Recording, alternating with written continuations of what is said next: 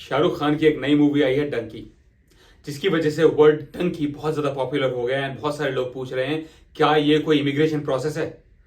नहीं, डंकी कोई immigration process नहीं है। डंकी कहते हैं इलीगली किसी कंट्री के अंदर एंटर करने को थ्रू बहुत सारी कंट्रीज। ये दुनिया के सबसे खतरनाक प्रोसेस में से एक है। बहुत बड़ी पॉपुलेशन, बहुत सारे इंडियन लोग जो डेस्परेट होते हैं वो somehow through so many different countries, desert, जंगल, ठंडा एरिया, गर्म एरिया, मैक्सिको, दुनिया जमाने की कंट्रीज के थ्रू होते हुए यूएस में एंटर करते हैं या फिर सिमिलरली यूरोप में एंटर करते हैं। बहुत लोगों को लगता है कि एंटर करने के बाद लाइफ आसान हो जाती है, जबकि हकीकत यह है कि नहीं। प्रॉब्लम यह है कि ये इतना डिफिकल्ट प्रोसेस है, इतना डिफिकल्ट तरीका है एंटर करने का इलीगली कि 60% के आसपास या तो लोग मर जाते हैं या फिर लोग हैंडीकैप्ट हो जाते हैं। मैंने खुद बहुत सारे लोगों को देखा है जिनकी फ्रॉस्ट बाइट के चक्कर में उंगलियां काटनी पड़ी या फिर पैर काटना पड़ा। अगर आप समहाउ बिना हाथ के, बिना पैर के एंटर कर भी जाओगे तो पॉइंट क्या है, क्या फायदा है ऐसी जिंदगी का। कुछ रिपोर्ट्स के अकॉर्डिंग 40-50 लाख रुपए तक का खर्चा आता है इन डंकी रूट्स के ऊपर, वो भी इतने बड़े रिस्क के साथ, लाइफ थ्रेटनिंग रिस्क के साथ। 40-50 लाख बहुत बड़ा अमाउंट होता है। इतने बड़े अमाउंट में आपको हो सकता है बहुत सारे अलग इमिग्रेशन प्रोसेस भी मिल जाएं। बहुत सारे बिजनेस एंड इन्वेस्टमेंट कैटेगरी के वीजाज होते हैं एटलीस्ट इन कनाडा, जिनको आप एक्सप्लोर कर सकते हो, जो इस अमाउंट के अंदर पॉसिबल है। उसके अलावा अगर आप यंग हो और आप चाहते हो पढ़ने के लिए आना, और अगर आपको ऐसा लगता है कि आइल्स में आपका स्कोर अच्छा नहीं आ पा रहा, तो you can go to Europe. I know a bunch of people जो साइप्रस चले गए, वहां पे 2-4-6 महीने रुके, डिप्लोमा किया and then moved to Latvia और Lithuania, Poland and all those kind of countries.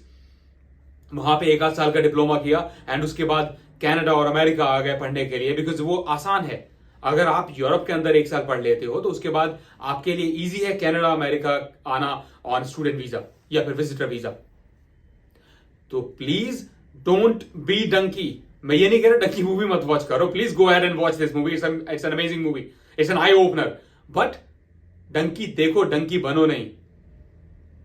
अगर आप चाहते हो अपने चांसेस को एक्सप्लोर करना, अगर आप चाहते हो कि आपके क्रेडेंशियल्स के हिसाब से आपको एक प्रॉपर गाइडेंस और एडवाइस प्रोवाइड की जाए for an appropriate immigration process, please feel free to get in touch with us. अगर आप somehow through these Dunki routes Canada में एंटर कर चुके हो and you want to explore your options, please feel free to get in touch with us and we will try our best.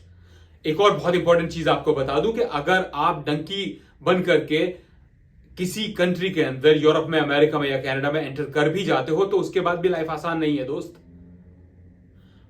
उसके बाद भी आपके पास वर्किंग राइट्स नहीं होते, विच मीन्स आपको इलीगली कैश पे काम करना पड़ता है, विच मीन्स मजदूरी करनी है तो इंडिया में कर लो ना यार। अगर आपको एंटर कर ही जाते हो तो आपके पास मेडिकल राइट्स नहीं होते, आपके पास एजुकेशन राइट्स नहीं होते।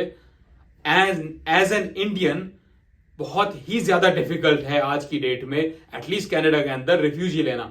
अगर आपके बहुत ज्यादा ऑथेंटिक डॉक्यूमेंटेशन है कि आपको रिफ्यूजी मिल ही सकता है, दैट्स अ डिफरेंट इशू।